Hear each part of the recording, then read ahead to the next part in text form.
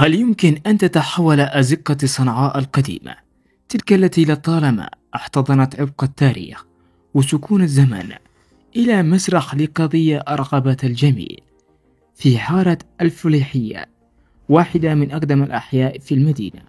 وقعت حادثة صدمت سكان المنطقة وأشعلت معها وسائل التواصل الاجتماعي. تعود القصة إلى نحو أسبوع مضى، حيث أبلغ عن اختفاء فتاة شابة قيل إنها من محافظة تعز وتقيم في منطقة باب اليمن.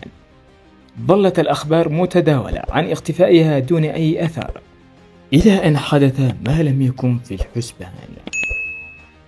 أحد سكان الحي لاحظ انسدادا غريبا في مجاري الصرف الصحي بجوار منزله، فاستدعى عامل صيانة، لكن العامل أثناء الفحص صدم عندما عثر على شيء غير متوقع إطلاقا: جزء من جسد بشري.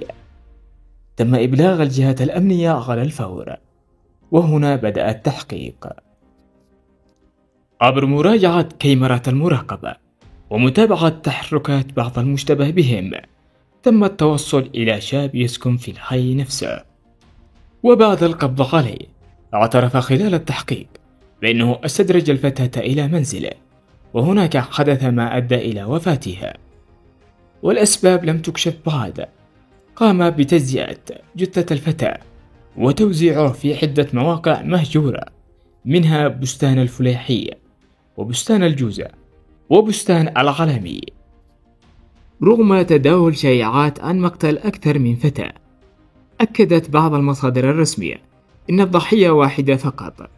انتشرت حالة من القلق والخوف بين السكان، الذين طالبوا بسرعة محاسبة الجاني وإنزال أقصى العقوبات القانونية عليه. الشرطة لا تزال تحقق في ملبسات الجريمة وسط حالة من الترقب لمعرفة دوافع هذا الفعل المروع.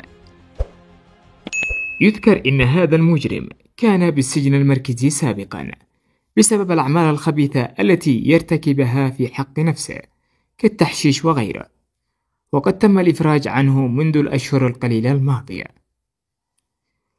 رحم الله الضحية، ونسأل الله أن يحفظ يمننا والجميع من كل سوء.